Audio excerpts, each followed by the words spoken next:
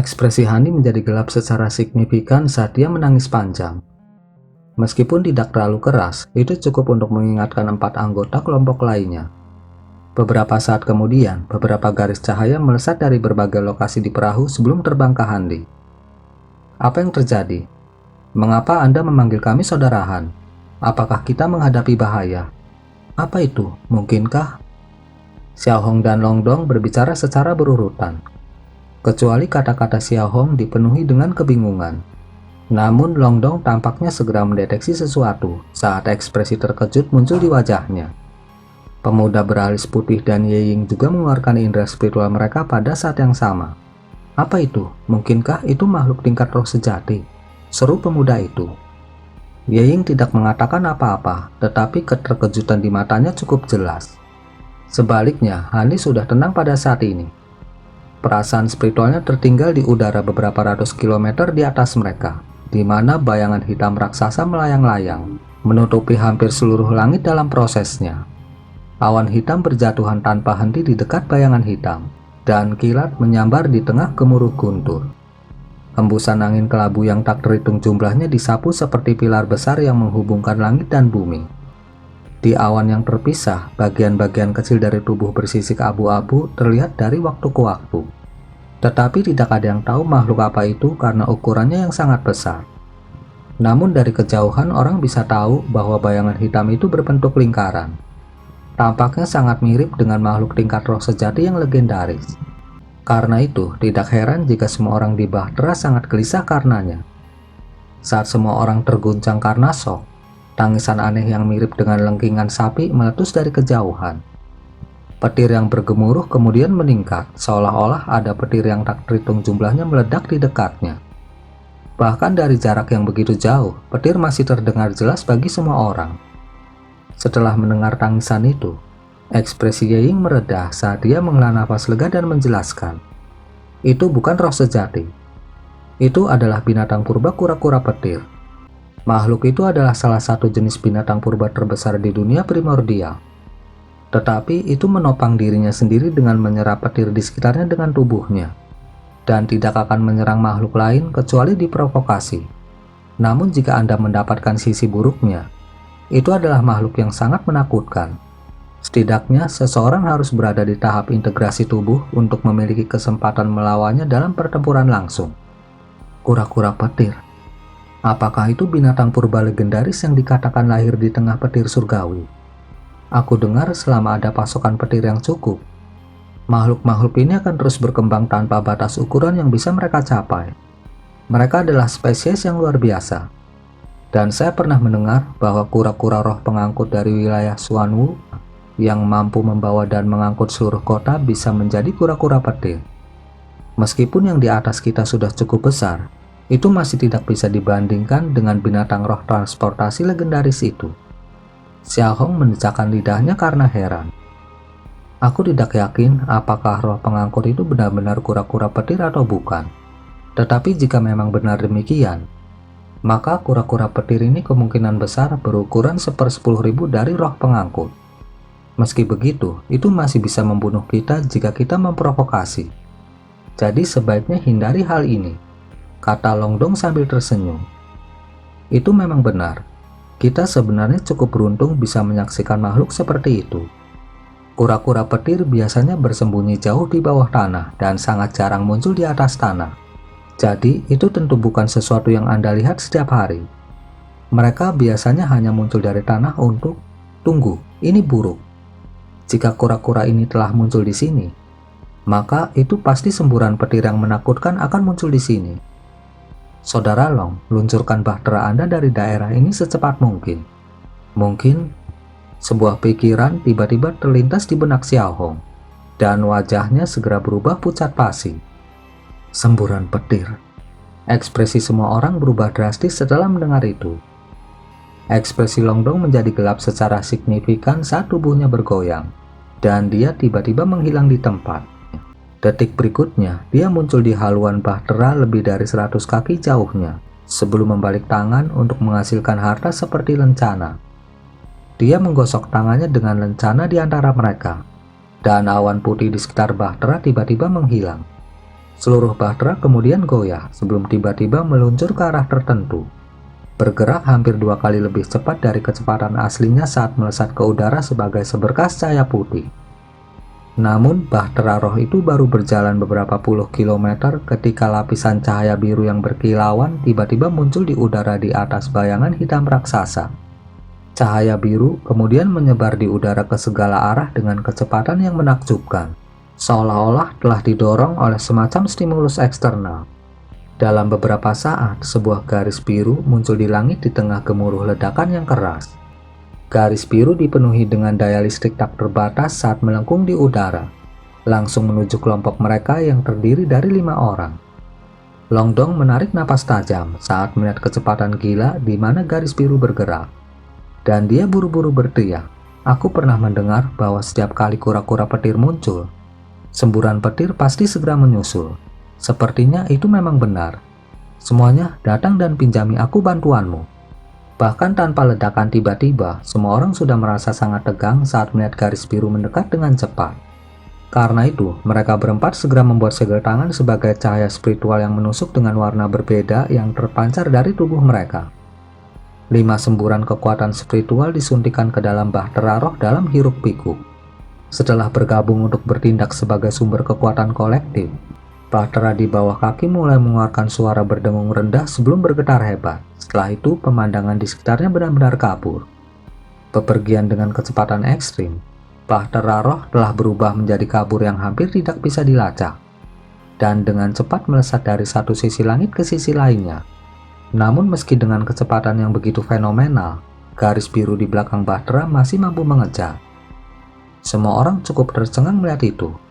Dan baru pada saat itulah mereka menyadari bahwa kisah tentang betapa menakutkannya aliran petir tidak berlebihan.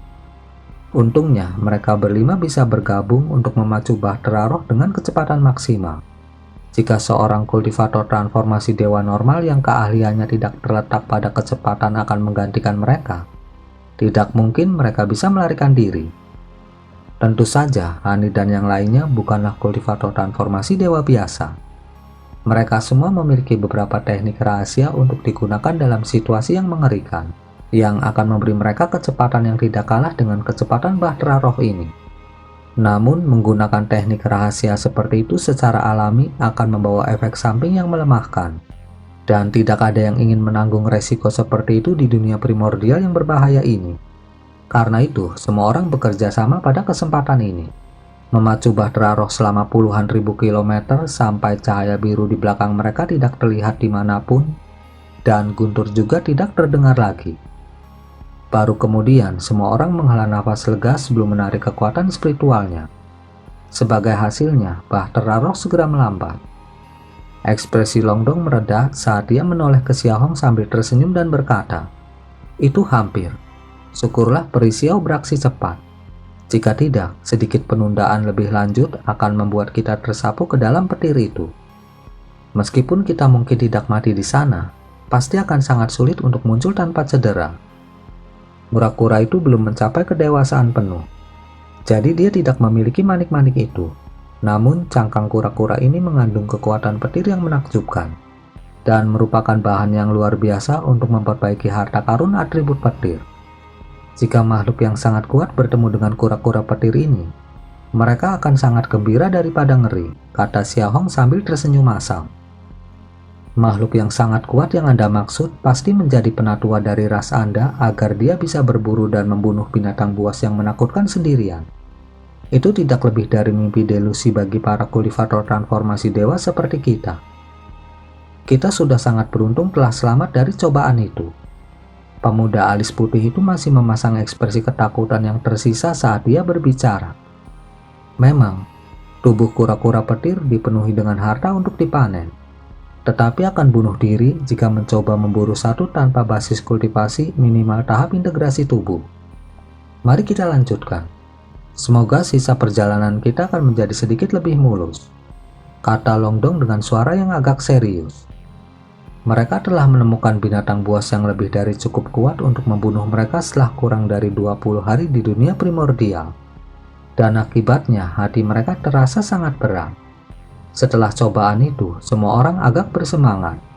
jadi tidak ada yang tertarik untuk melanjutkan konservasi. Dengan demikian, setelah beberapa pertukaran wajib, semua orang kembali ke ruang kultivasi masing-masing selain dari Handi yang tetap berdiri di tempat.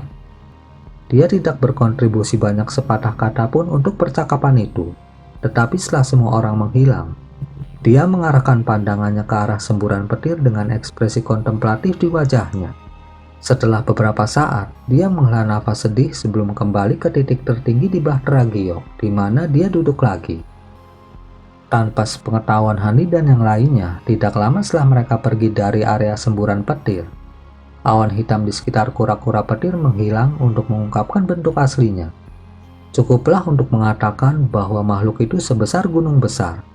Cangkang raksasanya berwarna abu-abu tua, namun berkilau dengan kilau logam dan tampak sangat halus. Yang lebih aneh lagi adalah keempat anggota badan kura-kura itu terlihat, tetapi kepala dan ekornya tidak terlihat dimanapun. Tampaknya mereka telah sepenuhnya ditarik ke dalam cangkangnya. Pada titik ini, semburan petir sudah mengamuk dengan kekuatan penuh, dan seluruh langit telah diselimuti oleh cahaya biru. Baut petir biru dengan berbagai ukuran jatuh seperti hujan dari langit yang gemerlap di atas. Yang terkecil hanya sekitar 1 kaki panjangnya masing-masing, sedangkan yang terbesar sepanjang lebih dari 100 kaki. Semua dari mereka runtuh dalam hiruk-pikuk, dan ledakan petir adalah satu-satunya suara yang bisa didengar. Tubuh besar kura-kura petir secara alami mampu menahan sambaran petir yang tak terhitung jumlahnya yang turun dari atas. Begitu busur petir bersentuhan dengan tubuh kura-kura, busur petir akan menghilang seperti pasir ke lautan. Yang lebih luar biasa adalah bahwa kura-kura itu memancarkan semburan cahaya putih yang menarik busur petir di sekitarnya ke arahnya seperti magnet. Dengan demikian, sebagian besar petir di dalam semburan petir secara paksa diserap oleh kura-kura ini ke dalam tubuhnya. Kura-kura itu berenang perlahan di udara, tampaknya benar-benar menikmati dirinya sendiri di dalam semburan petir.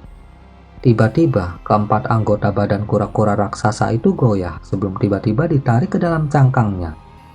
Hampir pada saat yang sama, fluktuasi spasial meletus di dekatnya saat semburan cahaya warna-warni keluar dari udara tipis. Cahaya kemudian surut untuk memperlihatkan seekor burung kerangka besar yang memancarkan cahaya warna-warni dari tubuhnya. Burung kerangka ini hanya berukuran lebih dari 100 kaki, tetapi aura yang dipancarkannya tidak kalah sedikit pun dibandingkan dengan kura-kura petir yang perkasa. Yang lebih mencengangkan adalah ada 2 sosok manusia berdiri di atas kepalanya. Salah satunya tingginya sekitar 20 kaki dengan cahaya hitam berkedip di sekujur tubuhnya. Sementara yang lain berukuran lebih biasa, tetapi seluruhnya diselimuti awan hijau, sehingga mustahil bagi siapapun untuk mendapatkan fitur aslinya. Tidak buruk, tidak buruk. Aku tidak berpikir kita akan menemukan mangsa yang begitu fantastis segera setelah kita diteleportasi ke sini. Aku kebetulan sedang menyempurnakan iblis raksasa berkepala 10 dan kehilangan beberapa bahan. Kura-kura petir ini akan cukup, salah satu sosok manusia bergumam. Saudara Tian Miao, Anda tidak bisa begitu saja mengklaim kura-kura ini untuk diri Anda sendiri. Bagaimanapun juga, Anda hanya memerlukan beberapa kerangkanya untuk memurnikan iblis Anda. Tapi saya ingin 2 manik-manik petirnya. Sosok manusia lainnya tertawa. Itu kesepakatan yang berat sebelah. Aku pernah mendengar bagian paling berharga dari tubuh kura-kura petir adalah 2 manik-manik petirnya. Bukankah menurutmu tidak adil bagimu untuk mengklaimnya seperti itu? Sosok manusia di dalam awan hijau tampaknya sangat tidak senang dengan pengaturan ini. Manik-manik petir memang benda yang luar biasa. Tapi itu sama sekali tidak berguna bagi Anda. Namun saya memiliki tujuan khusus untuk mereka. Bagaimana kalau saya menawarkan untuk menukar tulang lengan roh sejati Qilin dengan 2 manik-manik petir ini? Sosok manusia tinggi besar yang mengusulkan. Tujuan khusus? Oh, aku hampir lupa. Transportasi roh saudara Xuanwu adalah kura-kura petir. Kamu mencoba memperpanjang umurnya dengan memberinya manik-manik petir ini kan? Tian Miao bertanya. Itu benar kan Daois? Memperpanjang umur transportasi roh akan sangat bermanfaat bagi umat manusia. Itu dapat dihitung sebagai setengah dari roh sejati. Dan jika perang skala besar benar-benar pecah, itu akan dapat memberikan bantuan besar kepada kami. Anda tidak akan menolak saya kan, Saudara Tian Miao? Cuan Mu bertanya. Melihat kamu memang memiliki tujuan yang berharga untuk manik-manik petir ini, aku tentu saja tidak akan menolak pengaturan ini. Namun kita harus bergegas, sehingga kita tidak menunda masalah yang sebenarnya kita datangi ke sini untuk diatasi. Kita tidak di sini dalam ekspedisi untuk mendapatkan bahan. Jangan lupa bahwa kita telah diberi misi penting. Kita harus menyingkirkan semua pemukiman yang didirikan oleh makhluk ras asing di dekat kota surga dalam. Tian Miao dengan enggan menyetujui setelah periode kontemplasi. Haha, jangan khawatir. Kita akan memiliki lebih dari cukup waktu. Kekuatan gabungan kita dalam hubungannya dengan boneka yang kamu murnikan dari sisa-sisa ponik pelangi purba itu akan dapat merawat kura-kura petir ini dalam waktu singkat. Xuan Wu tertawa terbahak-bahak sebelum naik ke udara dengan tinjunya terkepal dan menyerbu langsung ke semburan petir. Beberapa saat kemudian, ledakan yang menghancurkan bumi meletus dari dalam semburan petir, diikuti oleh raungan mengerikan yang sama menghancurkannya. Sementara itu, Tian Miao menggelengkan kepalanya dengan desahan samar saat dia berdiri di atas boneka ponik pelanginya. Tampaknya merasa agak jengkel dengan temperamen pendek temannya. Namun dia masih segera membuat segel tangan, di mana kerangka ponik di bawah kakinya membengkak secara drastis hingga lebih dari 1000 kaki dalam sekejap mata. Ponik kerangka kemudian juga terjun ke semburan petir atas perintah Tian Miao. Sedikit kengerian dan kemarahan segera merayap ke dalam suara kura-kura petir saat dia melepaskan raungan yang memekakan telinga. Sementara itu, Hani dan yang lainnya melanjutkan perjalanan mereka, sama sekali tidak menyadari peristiwa yang terjadi di dalam semburan petir. Ternyata, Long Dong benar dalam menyatakan bahwa mereka kemungkinan besar akan menghadapi lebih banyak bahaya sepanjang perjalanan mereka. Selama sekitar 1 bulan berikutnya, Bahtera Roh terus melakukan perjalanan dengan kecepatan tinggi sementara diselimuti awan ilusi. Tetapi mereka masih diganggu oleh berbagai situasi berbahaya. Sebagai contoh, pada satu kesempatan, Bahtera tiba-tiba tersapu oleh embusan angin merah yang aneh. Pada kenyataannya, angin ini adalah segerombolan serangga merah yang tak terhitung jumlahnya, yang masing-masing hanya seukuran sebutir beras. Jika bukan karena mereka berlima menggabungkan kekuatan mereka sekali lagi untuk segera mengevakuasi Bahtera dari daerah itu, kemungkinan besar itu akan dimangsa oleh serangga itu dalam sekejap mata. Tidak lama setelah itu, fluktuasi spasial tiba-tiba meletus di depan ketika seekor burung berkepala 2 yang panjangnya lebih dari 1000 kaki muncul dari udara tipis. Tubuh burung ini seluruhnya berwarna emas dan memancarkan ki spiritual yang menakjubkan. Itu jelas merupakan makhluk menakutkan yang tidak kalah kekuatannya dengan kura-kura petir itu. Hati semua orang melompat ke tenggorokan mereka saat mereka menunggu untuk melihat apakah burung itu telah menemukan Bahtera Roh mereka. Ternyata itu memperhatikan Bahtera mereka. Tapi itu sama sekali tidak tertarik pada benda yang tidak penting. Karena itu hanya mengepakkan sayapnya yang besar dan terbang menjauh. Hani dan yang lainnya menghela nafas lega sebelum saling melirik dengan senyum masam di wajah mereka. Setelah menyaksikan kengerian dunia primordial, tidak ada yang berani benar-benar berkultivasi dalam keadaan meditasi yang dalam lagi. Bahkan setelah istirahat ke kamar kultivasi mereka yang sunyi, semua orang tetap dalam siaga tinggi, dan kewaspadaan mereka pasti terjamin. Selama beberapa hari mendatang, mereka menghadapi beberapa krisis lagi, yang semuanya hampir tidak dapat dihindari melalui upaya kolektif semua orang. Namun keberuntungan mereka selalu akan habis suatu hari nanti. Pada hari itu, pemuda beralis putih itu sedang berjaga-jaga, sementara semua orang sedang memulihkan diri di ruang kultivasi mereka yang sunyi. Tiba-tiba, teriakan peringatan yang panjang meletus dari luar, dan ekspresi Hani segera berubah sedikit saat dia bangkit. Namun sebelum dia memiliki kesempatan untuk melakukan hal lain, seluruh Bahtera tiba-tiba bergetar hebat dan dia hampir kehilangan keseimbangan. Segera setelah itu, getaran dahsyat mengalir melalui Bahtera secara berurutan dengan cepat. Cahaya putih kemudian mulai berputar tidak menentu di sekitar dinding di sekitarnya, dan dinding itu secara bertahap mulai retak. Ekspresi Hani menjadi gelap, Saat dia menyapukan lengan bajunya ke atas menuju atap ruang kultivasinya yang sunyi, di mana seberkas cahaya keemasan melesat menusuk lubang besar ke atap.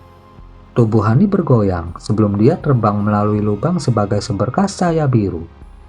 Setelah beberapa kilatan, dia telah mencapai ketinggian lebih dari 200 kaki di atas bahtera. Baru kemudian, dia mulai dengan hati-hati memeriksa sekelilingnya. Pada saat itu, beberapa garis cahaya lainnya juga dengan cepat meluncur keluar dari dalam bahtera. Long Dong dan yang lainnya juga telah meninggalkan bahtera dalam menghadapi krisis terakhir ini. Dalam sekejap setelah semua orang meninggalkan bahtera, ledakan besar meletus dan semua bahtera roh meledak di tengah cahaya putih yang tidak menentu. Langsung menyapu hembusan angin kencang yang melonjak ke arah mereka berlima. Mereka semua adalah kultivator transformasi dewa. Jadi mereka secara alami tidak takut dengan angin ini. Mereka semua berhasil menstabilkan diri sebelum menatap lokasi ledakan di bawah.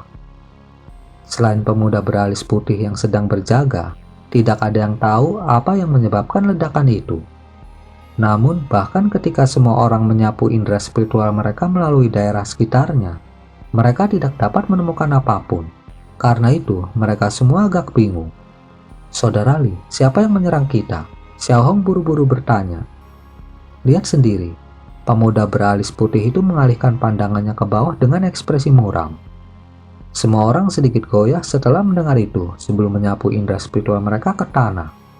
Setelah memastikan situasi di bawah, alis Hani berkerut sementara kedua wanita itu melepaskan teriakan kaget. Ada rangkaian pegunungan raksasa di bawah yang tampaknya terbentang tak terhingga. Semuanya kebetulan terletak di atas antara dua gunung besar, dan di bawah yang agak tidak jelas ini, ada area luas yang telah ditebangi di tengah hutan dengan pohon-pohon besar dari semua jenis warna. Di tengah area ini ada ramuan ungu raksasa yang tingginya sekitar 300 hingga 400 kaki. Masing-masing dan setiap daun ramuan itu mencapai langsung ke atas, seolah-olah itu adalah pedang besar. Dan ada banyak duri yang tampak sangat tajam yang tumbuh di sekitarnya. Ada sepasang makhluk kolosal yang berhadapan satu sama lain di kedua sisi tanaman obat raksasa itu. Salah satunya adalah kadal raksasa dengan tubuh yang panjangnya sekitar 500 hingga 600 kaki.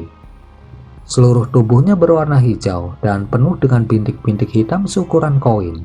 Sementara sepasang tanduk merah berada di atas kepalanya. Lawannya adalah raksasa purba yang tingginya sekitar 300 kaki. Itu memiliki serangkaian fitur wajah yang menyeramkan dan kepala rambut kuning. Itu memiliki tongkat kayu hitam pekat yang diangkat di bahunya, dan semua orang menarik napas tajam saat melihat raksasa itu. Ada bola mata putih keperakan yang tak terhitung jumlahnya dengan ukuran berbeda di seluruh tubuh dan anggota badan raksasa itu, yang semuanya memancarkan cahaya yang menakutkan. Raksasa dan kadal itu mengamati lawan mereka sambil menilai ramuan raksasa di antara mereka. Hati Hani tergerak saat melakukan pengamatan, saat dia juga menyapu indera spiritualnya terhadap ramuan obat tersebut. Setelah itu, ekspresinya berubah secara drastis. Di dalam tanaman obat seperti pedang, ada seikat buah anggur ungu yang masing-masing seukuran kepalan tangan manusia. Buahnya bulat dan kenyal dan tampaknya dipenuhi dengan cairan bening, memancarkan aroma yang memikat. Setelah menyapu indera spiritualnya terhadap buah-buahan ini, Hani menemukan bahwa masing-masing dari mereka mengandung inti berbentuk naga yang sangat hidup. Semua inti berbentuk naga itu berkilauan dan tembus pandang, menciptakan pemandangan yang cukup spektakuler untuk dilihat. Naga mini ini tidak memiliki tanda-tanda kehidupan, tetapi mereka memancarkan ki spiritual yang sangat murni. Bahkan hanya dengan menyapu indera spiritualnya melewati buah-buahan ini, Hani dikejutkan oleh rasa nyaman dan relaksasi yang luar biasa. "Buah naga Zosia." Ye Ying melontarkan kata-kata yang baru saja muncul di benak Hani. Long Dong dan yang lainnya juga memasang ekspresi terkejut dan gembira, juga dengan jelas mengidentifikasi buah-buahan ini.